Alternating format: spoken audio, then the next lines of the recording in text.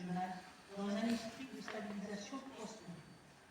Et cela comprend, à moyen terme, la réhabilitation des axes logistiques régionaux, la relance de corridors douaniers, les échanges techniques sur les zones économiques transfrontalières, mais aussi, il faut reconnaître que ces dispositions sont volontaires, elles sont progressives, elles sont non contraignantes, et elles ne sont pas liées au calendrier sécuritaire. Donc, en d'autres termes, sur ce point, il n'est pas question d'avoir le moyen maintenant sur le sujet. Pas du tout, et ce n'est pas prévu. Ce qui est important ici, c'est justement le fait que cet accord s'appuie sur des efforts que nous avons déjà vus dans la communauté, que nous avons fait dans d'autres régions de l'Afrique et au-delà.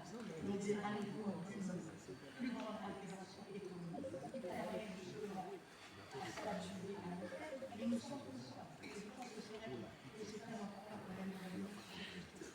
Nous sommes conscients que toute intégration économique ne se fait pas dans un but. Il ne se fait pas dans un but historique ou dans un but social. Et donc, nous ne sommes pas naïfs.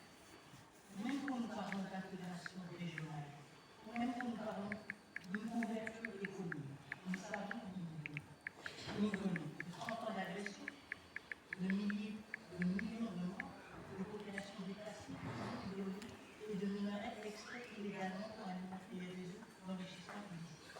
Donc, la coopération économique, évidemment, peut être un vecteur de stabilité, mais elle ne peut pas être précis.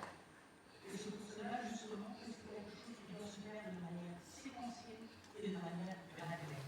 On aura toujours les voisins que nous avons, et si on veut bâtir une paix, on devra travailler avec ses voisins, mais en même temps,